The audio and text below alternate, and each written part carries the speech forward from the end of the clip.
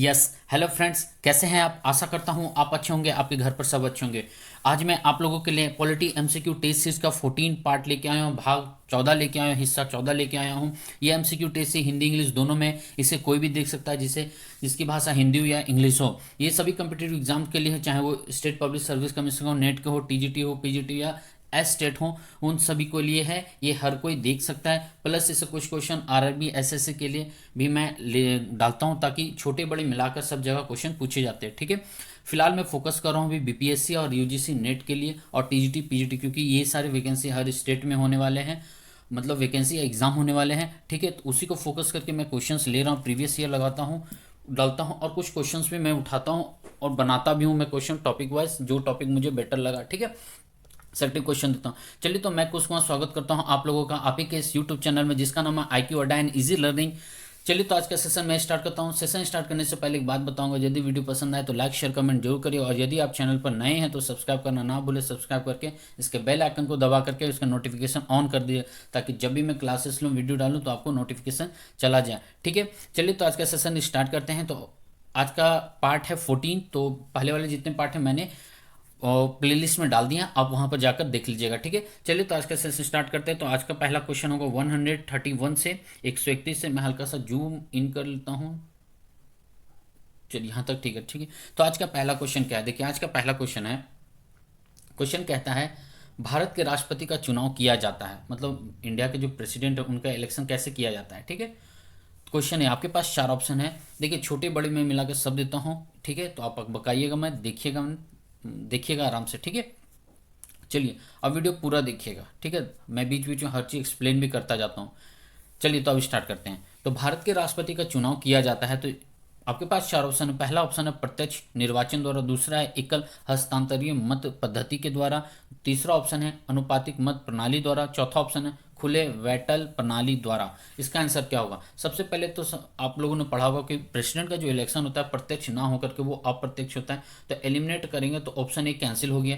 ठीक है, तीसरा है कि खुला बैटल प्रणाली के द्वारा, सॉरी मतलब चौथा है खुला बैटल प्रणाली, ये तो डायरेक्ट इलेक्शन होता है, लोकसभा चुनाव होता है, ये भी नहीं होगा। ठीक है, आपके पास दो दो ऑप्शन बच गया। देखिए, ऑप्शन सी बहुत को लगाएंगे, ऑप्शन बी भी बहुत को लगाएंगे, तो मैं क्लियर करता हूँ, इसका सही आंसर होगा ऑप्शन बी। क्यों, बता देता हूँ। देखिए, अनुपातिक मत प्रणाली द्वारा ठीक है, यहाँ तक ठीक है, लेकिन अनुपातिक प्रतिनिधित्व के अनुसार होता है, प्रतिनिधि उसके होते हैं एक तरह से। ठीक है, दूसरा है एकल हस्तांतरणीय, यहाँ पर हस्तांतरणीय वर्ड यूज किया है, तो बहुत जगह आपको वर्ड मिलेगा एकल संक्रमणीय मत। ठीक है, तो दोनों एक ही चीज़ है। ठीक है, हिंदी में अलग अलग होता है, इंग्लिश एक ही है। ठीक है, तो बेसिक में यदि सेलेक्ट करना चाहूँगा तो ऑप्शन बी में ज़्यादा सेलेक्ट करता हूँ, क्योंकि प्रेसिडेंट का पूछा है तो इसके अकॉर्डिंग ज़्यादा का।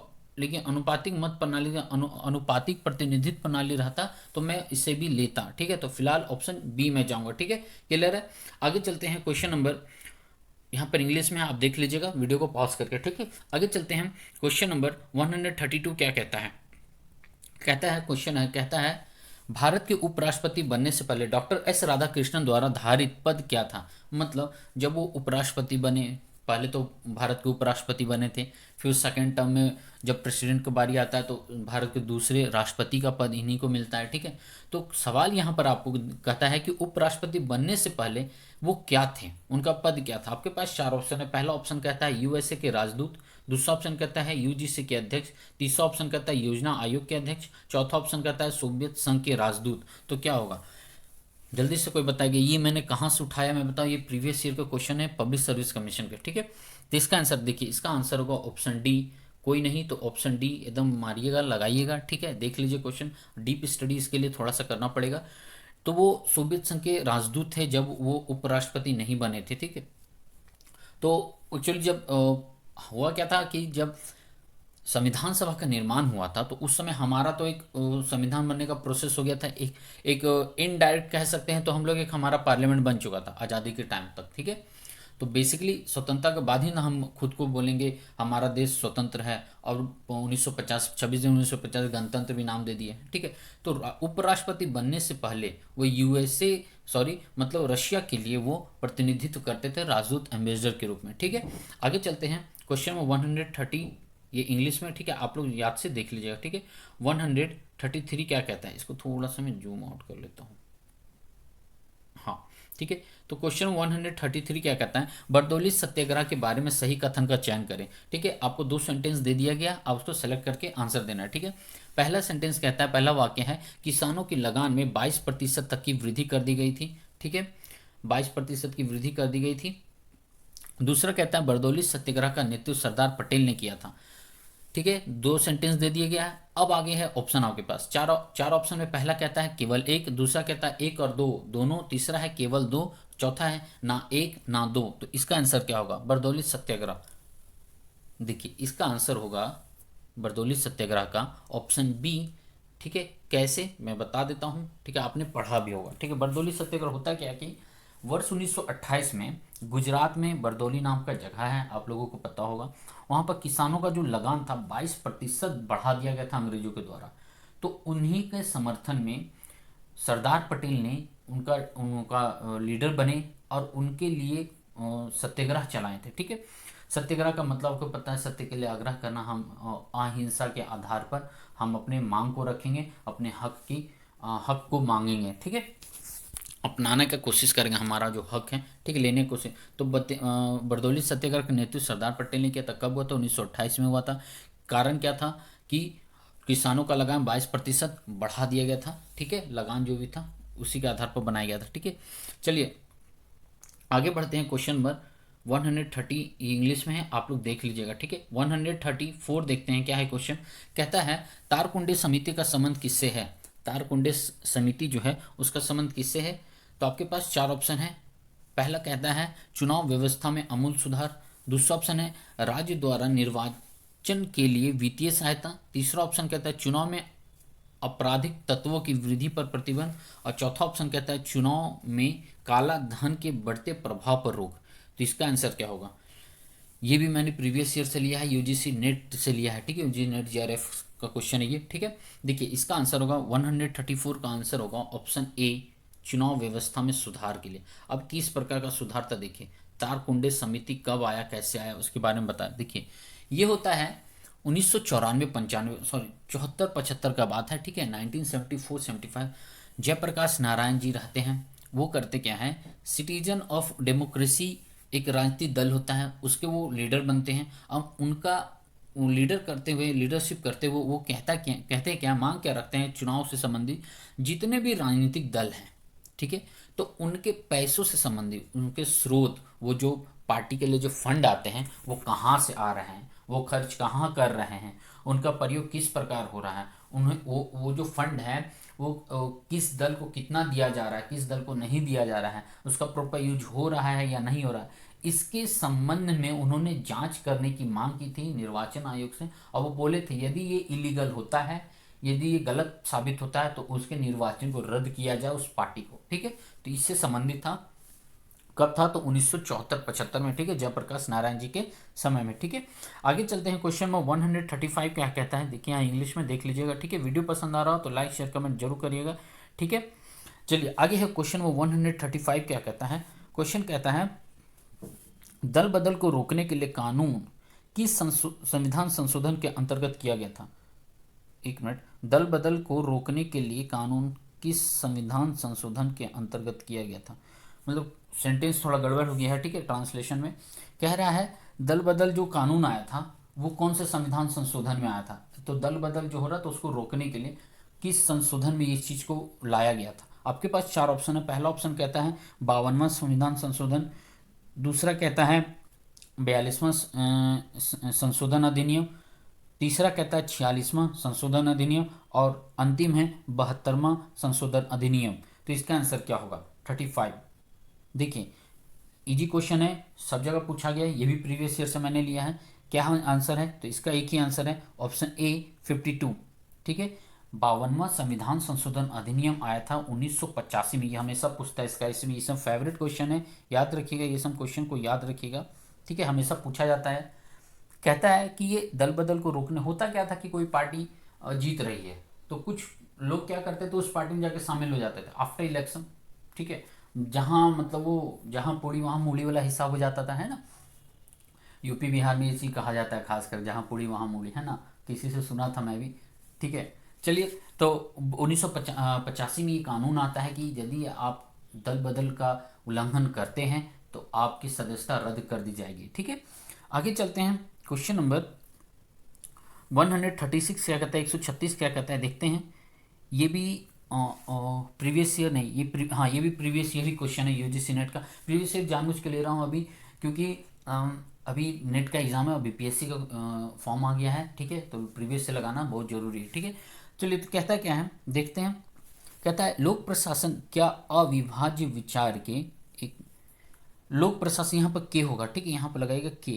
ठीक है, यहाँ पर हो जाएगा के। ठीक है, तो लोक प्रशासन के अविभाज्य विचार के समर्थक निम्नलिखित में से कौन है।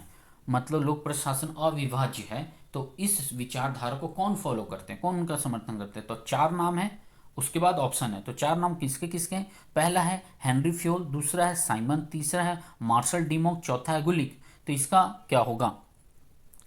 तो आपको 4 ऑप्शन है। पहला ऑप्शन कहता है 1 और 2, दूसरा ऑप्शन कहता है 1 और 3, तीसरा ऑप्शन कहता है 1 और 2। अच्छा, ये ऑप्शन मिल गया। ठीक है, एक काम करिए, यहाँ 4 कर दीजिए। ठीक है, इसे 4 कर दीजिए।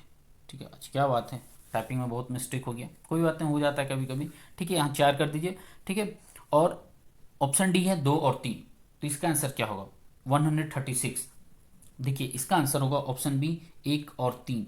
मतलब हेनरी फ्योल और मार्शल डिमोक ने इसका समर्थन किया। देखिए हो, लोक प्रशासन जब आप पढ़ेंगे तो वहाँ 2 टाइप के विचारधारा सबसे पहले मिलेंगे आपको। पहले तो प्रकृति में मिलेंगे, कुछ लोग कला के पक्ष में हैं, कुछ लोग इसे विज्ञान मानते हैं, और कुछ लोग ऐसे होते हैं जो कला और विज्ञान दोनों के साथ चलते हैं। ठीक है, एक दूसरा पक्ष होता है इसके कार्य से संबंधित। क्या है, कुछ लोग कहते हैं सिर्फ इसके कार्यपालिका से संबंधित है, मतलब प्रशासन के सिर्फ एक अंग से संबंधित, तो वो है कार्यपालिका।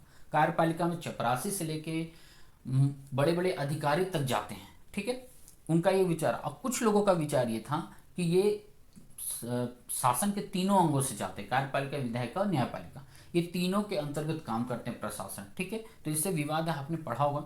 ठीक है, तो यहाँ बोलता अविभाज्य। ठीक है, अविभाज्य मतलब बटा हुआ नहीं है, तो उसके समर्थन में कौन है, तो हेनरी फ्योल थे और मार्शल डिमॉक थे। ठीक है, इसको पढ़िएगा, लोक प्रशासन। आई थिंक यूजीसी नेट का सिलेबस में यूनिट 9 या 10 में लोक प्रशासन है। ठीक है, 8 या 9 में, कन्फर्म श्योर 9 में। ठीक है, आगे चलते हैं। क्वेश्चन नंबर 137 क्या कहता है, देखते हैं।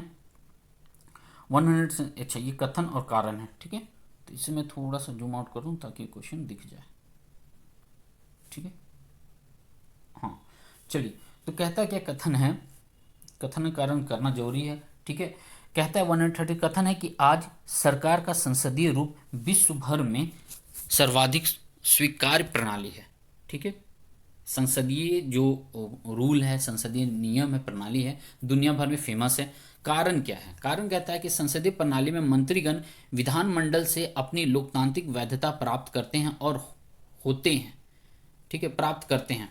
ठीक है, यहाँ तक ही हम देखेंगे। ठीक है, तो प्राप्त करते हैं, तो कथन हो गया और कारण हो गया। अब ऑप्शन क्या कहता है, कहता है 1 और 2 दोनों सत्य हैं, लेकिन दूसरा मतलब कारण कथन का सही व्याख्या करता है। दूसरा ऑप्शन कहता है कि दोनों सत्य हैं परंतु कारण कथन का व्याख्या नहीं करता है। तीसरा ऑप्शन कहता है कि कथन ठीक है लेकिन कारण सही नहीं है, और चौथा ऑप्शन कहता है कारण सही है लेकिन कथन सही नहीं है। तो कथन और कारण, ठीक है, क्या होगा इसका आंसर 137 का। देखिए इसका आंसर होगा ऑप्शन ए। ठीक है, ये दोनों मिल जाएगा। ठीक है, दोनों कथन और कारण दोनों सही है। देखिए मैं क्लियर करता हूँ थोड़ा सा समझा कर। आज सरकार की संसदीय रूप को विश्व भर में सर्वाधिक स्वीकार प्रणाली है, क्योंकि संसद एक ऐसा जगह होता है जहाँ पर लोग अपने, सबसे पहले विश्व में लोकतंत्र प्रणाली ज़्यादा लोग पसंद करते हैं। ठीक है, तो लोकतंत्र के अंतर्गत क्या होता है, लोग अपने रिप्रेजेंटेटिव पार्लियामेंट में भेजते हैं, वहीं पर कानून बनते हैं। तो वहाँ पर 2 पार्टी होती है, मल्टी पार्टी होती है। इससे क्या होता है कि कानून कौन सही बन रहा है, कौन गलत होता है ना, कौन लोगों के हक के लिए है, संविधान के अकॉर्डिंग है, तो उसके अकॉर्डिंग उसके अनुसार क्या होता है, लोगों का कल्याण होता है, राज्य का कल्याण होता है, वेलफेयर स्टेट बनता है। ठीक है, लोगों के फंडामेंटल राइट्स एक्टिव रहते हैं, किसी का उल्लंघन नहीं होता है।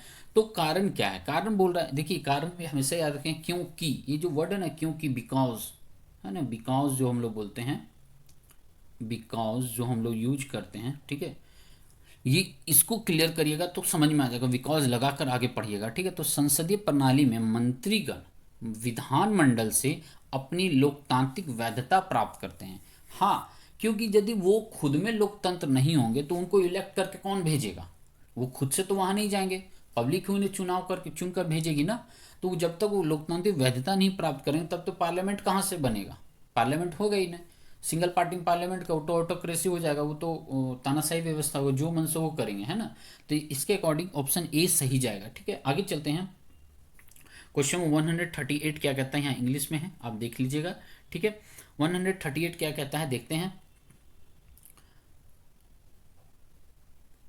ठीक है, कहता है भारत में निर्वाचन संबंधी सुधार के साथ निम्नलिखित में से कौन सा संबंधित नहीं है। मतलब चुनाव व्यवस्था से संबंधित जो सुधार हुए थे तो इनमें से कौन वो नहीं थे। ठीक है, तो आपके पास चार ऑप्शन है। पहला कहता है संथानम समिति, दूसरा है तारकुंडे समिति, तीसरा है इंद्रगुप्ता समिति, इंद्रजीत गुप्ता समिति, और चौथा है दिनेश गोस्वामी समिति। कौन नहीं है? याद रखिएगा, कान खड़ा करके रखिएगा, दिमाग खड़ा करके रखिएगा, होश में रखिएगा कि नहीं वाले सवाल है। ठीक है, तो इसका आंसर क्या होगा? देखिए इसका आंसर होगा संथानम समिति एक। ठीक है, तारकुंडे तो मैंने अभी जस्ट बता दिया, 74 में आया था, जयप्रकाश नारायण जी लेकर आए थे। ठीक है, और पूछता है फिर इंद्रजीत समिति जो आता है वो 98 में आते हैं। ठीक है, ये भी पार्टी और वित्त से संबंधित हैं। दिनेश गोस्वामी समिति भी क्या था, 1990 में संयुक्त मोर्चा के अंतर्गत आते हैं। ये उस समय गोस्वामी जी, दिनेश गोस्वामी जी क्या रहते हैं, जो 1990 में संयुक्त मोर्चा के अंतर्गत विधि मंत्री रहते हैं। ठीक है, लेकिन संथानम समिति नहीं है। क्यों? क्योंकि संथानम समिति 1962 का बात है ये, जिसमें क्या कहा गया था कि भारत सरकार के विभागों में भ्रष्टाचार के विभिन्न पक्षों के जांच पड़ताल के लिए, ठीक है, विभिन्न पक्षों की जांच पड़ताल के लिए, और उस पर यदि कुछ गलत हो रहा तो उसको रोकने के लिए, ठीक है, रोकने के लिए उसमें उपाय और सिफारिश दी गई थी। ठीक है, संथानम समिति तो वो नहीं है, पार्टी से निर्वाचन से संबंधित नहीं है। ठीक है, आगे चलते हैं। क्वेश्चन नंबर 139 क्या कहता है? कहता है राष्ट्रपति द्वारा प्रयोग किए जाने वाले आपातकालीन शक्तियों का वर्णन। बहुत इजी है, लड्डू सा क्वेश्चन है। आंसर क्या होगा इसका? आंसर आपके पास चार ऑप्शन है। पहला कहता है भाग 18 अनुच्छेद 352 से 360। दूसरा ऑप्शन का भाग 19 अनुच्छेद 361 से 367। तीसरा ऑप्शन है भाग 20 अनुच्छेद 368। और भाग 4 है, मतलब ऑप्शन डी है, भाग 21 से लेकर अनुच्छेद 369 से 392। इसका आंसर क्या होगा? तो इसका आंसर एक ही है, लड्डू सा क्वेश्चन है। ठीक है, ऑप्शन ए भाग 18 52 से 60 तक है अनुच्छेद में। ठीक है, 52 में क्या है? National emergency. 56 में क्या है? राष्ट्रपति शासन। और 60 में वित्तीय है। ठीक है, वित्तीय आपातकाल है। आगे चलते हैं। क्वेश्चन नंबर 140 इंग्लिश में है, आप देखिएगा। ठीक है, क्वेश्चन नंबर 40 क्या कहता है, इसमें थोड़ा सा जूम आउट। हाँ, क्वेश्चन 40 क्या कहता है देखते हैं। निम्नलिखित विद्वानों में से किसने यह विचार व्यक्त किया है कि जनमत के निर्माण में सर्वप्रमुख भूमिका पर्यावरण की होती है? कौन है वो कहते हैं कि जनमत निर्माण में पर्यावरण की भूमिका सबसे पहले होती है या आती है? ठीक है, तो आपके पास चार ऑप्शन है। पहला ऑप्शन कहता है वाल्टर लिपमैन, दूसरा ऑप्शन कहता है लॉर्ड ब्राइस, तीसरा है लॉवेल, चौथा है डेविड स्टन। तो इसका आंसर क्या होगा?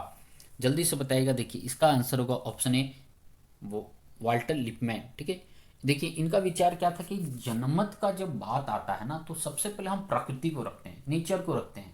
यदि नेचर नहीं रहेगा तो लोग नहीं रहेंगे, लोग नहीं रहेंगे तो समाज नहीं होगा, समाज नहीं तो राज्य नहीं होगा, है ना। और राज्य होगा तो लोगों के मांग होंगे, हक होंगे, उनके लिए नियम कानून बनेंगे, है ना। तो एक चीज, छोटा सा चीज पूरे संसार को जोड़े रखता है ना, एक सर्कल के रूप में। इसलिए उन्होंने पर्यावरण को की भूमिका पर बल दिया था। ठीक है, तो वाल्टर लिपमैन इसका आंसर होगा। ठीक है, आगे चलते हैं। एक मिनट, हाँ आगे चलते हैं यहाँ पे इंग्लिश में। ठीक है, ओह चलिए ठीक है, आज इतना ही है। ठीक है, आगे मैं फिर लेकर आऊँगा। धन्यवाद। वीडियो पसंद आए तो लाइक शेयर कमेंट जरूर करिएगा। मैं धीरे धीरे टेस्ट से चलाता रहूँगा ये। और जैसे भी यूजीसी नेट का एग्ज़ाम खत्म होगा मैं एक एक चैप्टर पढ़ाऊँगा, टॉपिक वाइज लेकर आने वाला हूँ मैं। तो चैनल पर बने रहिएगा। ठीक है, मैंने लिखा हुआ है स्टे ट्यून, स्टे हैप्पी। घर पर रहिए, सुरक्षित रहिए, खुश रहिएगा, बड़ों से आशीर्वाद लेते रहिएगा, छोटों को प्यार देते रहिएगा। ठीक है, चलिए फिर मैं फिर मिलता हूँ। और वीडियो चैनल पर नहीं तो सब्सक्राइब करना ना भूलिएगा। ठीक है, जरूर सब्सक्राइब करिएगा, मैं आप लोगों के लिए मेहनत कर रहा हूँ। ठीक है, चलिए धन्यवाद, फिर मिलता हूँ मैं। जय हिंद।